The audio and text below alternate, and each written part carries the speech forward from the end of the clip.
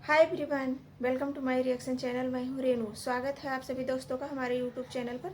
तो आज मैं बहुत ही अच्छा वीडियो लेके आई हूँ। एक ऐसा टॉपिक है जो हमारे जीवन संबंधी में बहुत ही प्रेरणा का महत्वपूर्ण स्थान है और ये प्रेमानंद महाराज जी का वीडियो है। तो मैंने देखा तो मुझे तो बहुत ही अच्छा लगा, तो मैंने सोचा आप सभी दोस्तों तक मुझे यह वीडियो ज़रूर से ज़रूर पहुँचाना चाहिए। तो चलिए बिना देरी किए हुए हम यह वीडियो आप लोगों तक पहुँचाते हैं।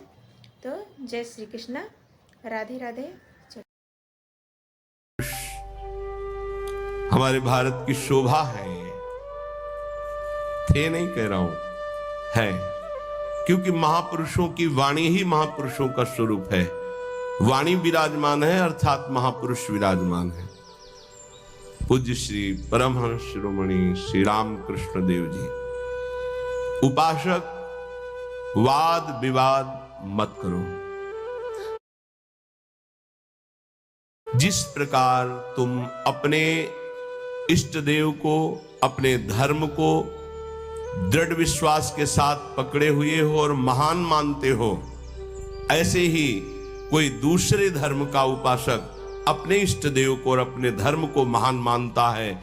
इसलिए तुम अपने धर्म को महान करके दूसरे को नीचा दिखाने वाला वाद विवाद मत करो।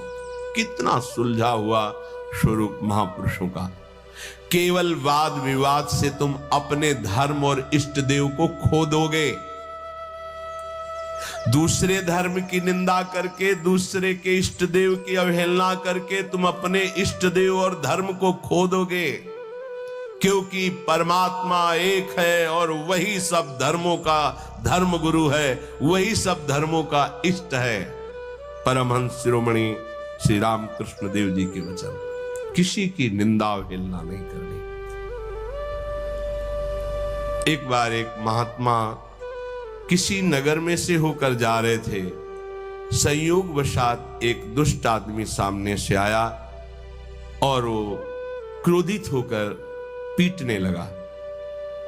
बहुत मारा महात्मा को, मूर्छिता हो गए महात्मा, इतना मारा। बहुत दुष्ट स्वभाव के भी होते। वो जमीन पर गिर गए।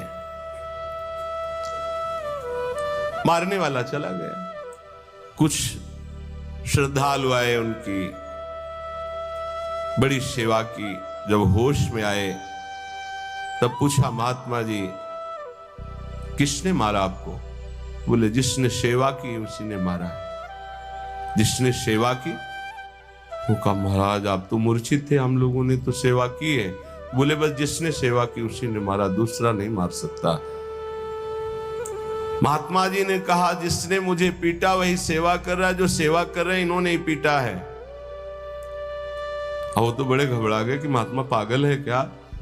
तब उनके शिष्य ने जब सुना तो वो आए वहां दौड़कर। लोगों ने कहा, आपके गुरुजी पागल है क्या? तो बोले, नहीं, आप नहीं समझ पा रहे। जिस परमात्मा ने वो रूप रख करके पीटा, उसी परमात्मा ने आप लोगों को प्रेरित करके आप लोगों के रूप में सेवा की। हमारे गुरुदेव का मतलब ये है।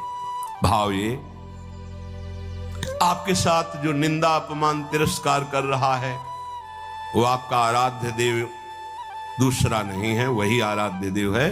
तुम्हारे किसी कर्म का मार्जन कर रहा है, ध्यान रखना। अब आगे बिल्कुल सुलझी हुई एक एक बात है।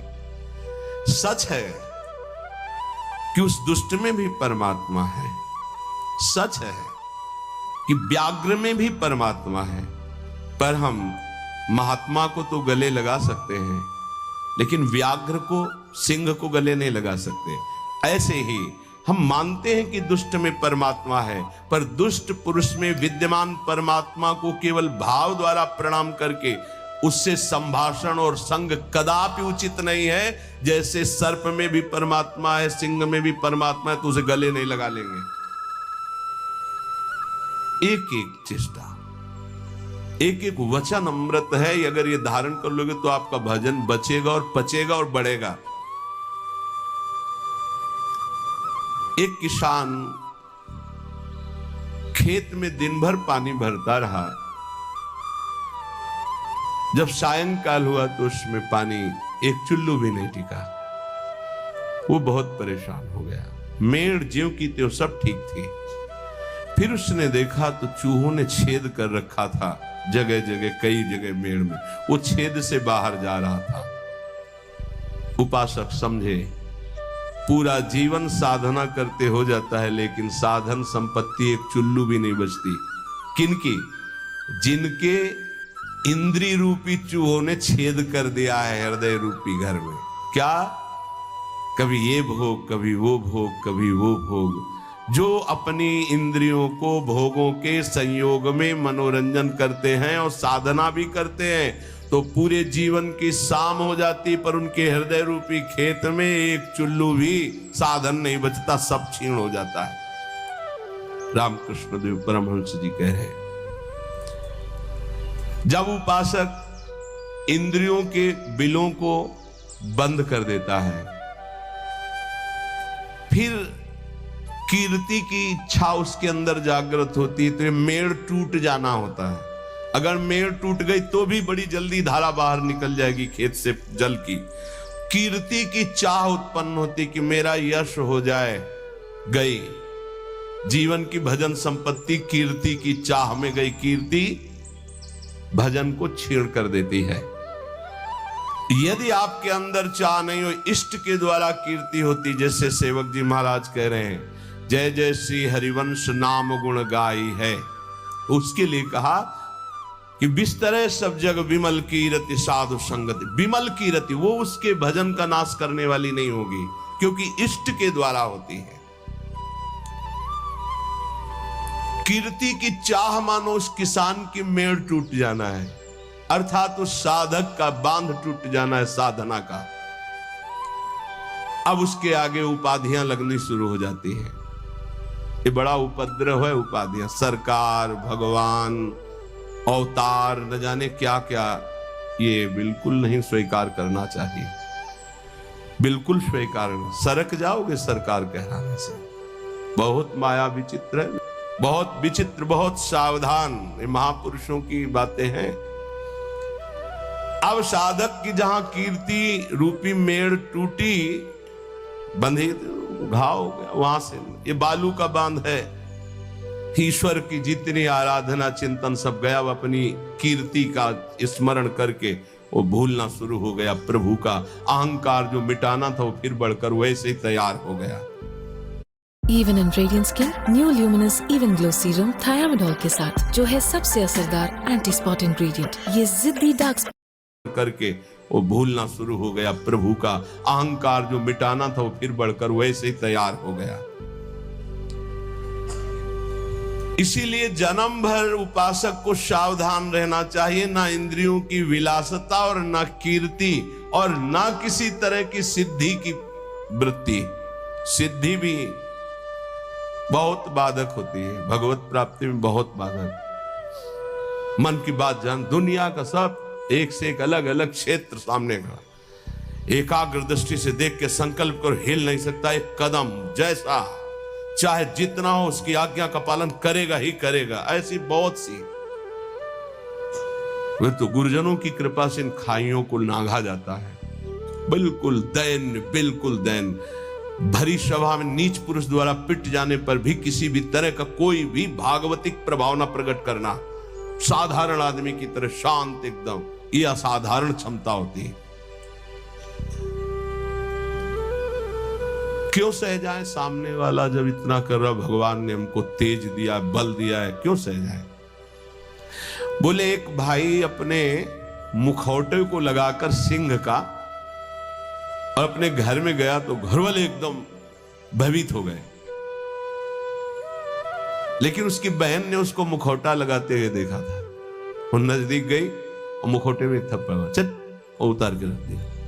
रामकृष्ण परमहंस देव जी के समझे,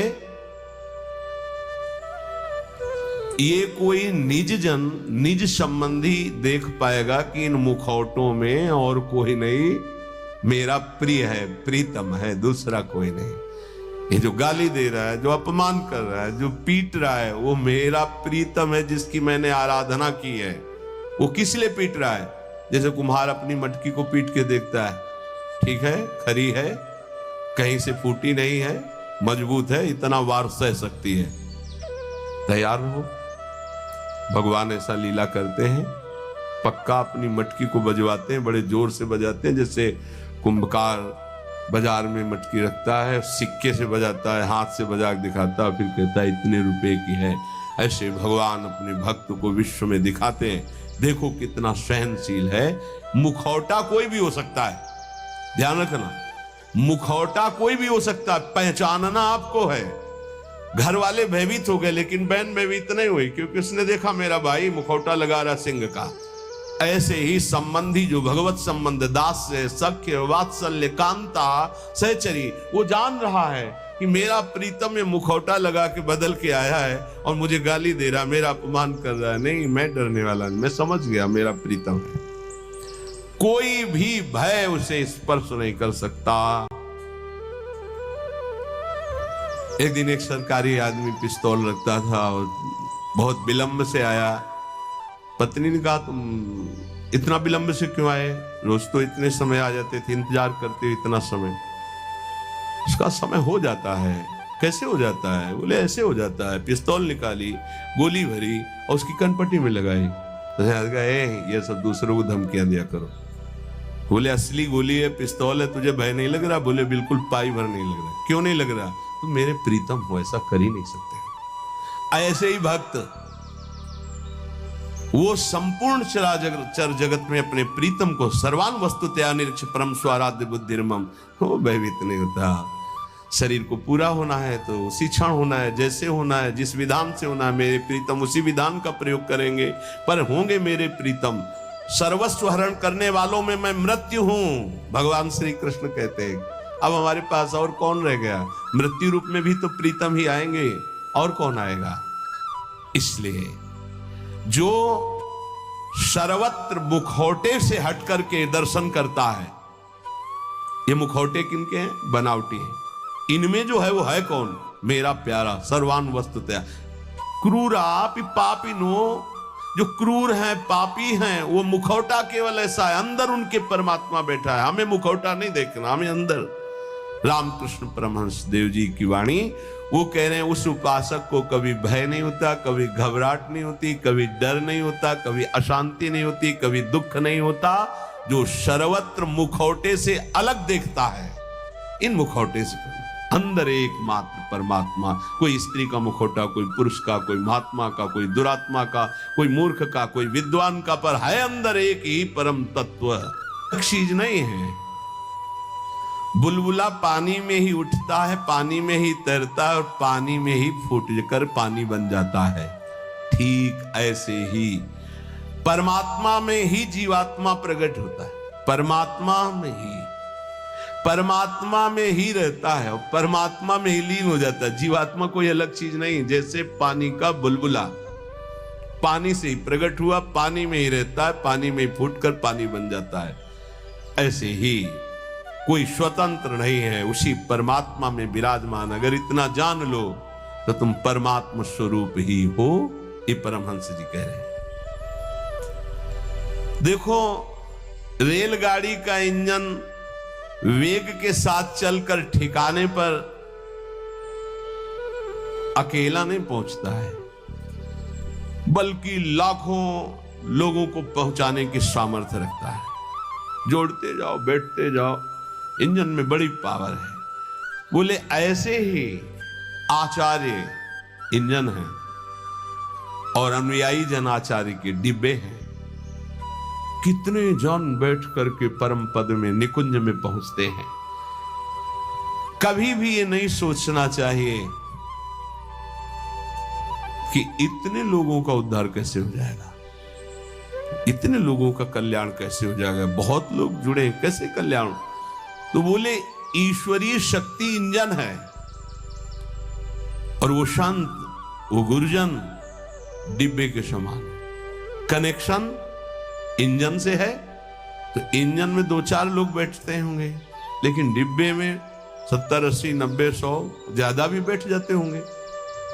जनरल में तो ज्यादा ही बैठ जाते, कुछ बैठे, कुछ खड़े, कुछ पूरा सब, और सब वहीं पहुंचेंगे जहां इंजन पहुंचेगा। बिना टिकट के होंगे तो 2-4 थप्पड़ लगेंगे, थोड़ा टैक्स लग जाएगा, पहुंचेंगे वहीं। नहीं, बीच में अगर हो गया तो फिर उतारे भी जा सकते, उपद्रव होने पर, टिकट ना होने पर, पैसा ना होने पर उतार। इसलिए राधा राधा पैसा इकट्ठा कर लो। परम धन राधा नाम आधार। अगर जल्दी जल्दी में टिकट नहीं खरीद पाए हो तो थोड़ा ज्यादा लगेगा, पर राधा राधा राधा राधा पहुंच वहीं जाओगे। बात हमारी मान लेना। टिकट क्या है? निकुंज की ये जो मंत्र है, आचार्य संबंध है, आचार्य शरणागत से टिकट है। और जनरल में क्या है? राधा राधा राधा राधा राधा राधा, जैसे सब जप रहे हैं। तो बैठ सब गए हैं गाड़ी में, बीच में तुम्हारी चेकिंग भी होगी। बोले जल्दी में खरीद तो नहीं पाए, लेकिन एक राधा नाम की कीमत में पूरा त्रिभुवन बिक जाएगा।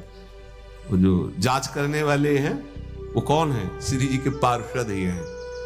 ऐसे थोड़ी होता है कि आप श्री जी के पास सीधे डायरेक्ट पहुंच जाओ, ऐसा। तो राधा नाम जहां है ना, वो सीधे। और जिनको सौभाग्य से कहीं ये जो निकुंज के गुप्त मंत्र मिल गए हैं, तो अब दुर्भाग्य है कि उनके अंदर ठसक ना आवे, नहीं तो पास हो चुका है निकुंज का, पास मिल चुका है। मन सच्ची मानिएगा। सौभाग्य दुर्भाग्य में आप बदल रहे हैं कि आप मंत्र का चिंतन नहीं कर रहे हो, विषय चिंतन कर रहे हैं। रेलगाड़ी के इंजन में उतने लोग पार नहीं हुए जितने डिब्बे में बैठकर वहां पहुंच जाते हैं। अर्थात आचार्य और आचार्य परंपरा, आचार्य के तो विशेष विशेष कुछ पार्षद हुए, लेकिन आचार्य परंपरा में लाखों ऐसे महापुरुष हो गए कि करोड़ों को श्री जी के पास पहुंचा दिया, श्री जी में तन्मय करा दिया। राजहंस कभी पानी, वो दूध पीकर पानी को छोड़ देता, राजहंस। ऐसे ही जो उपासक है, जो संत है,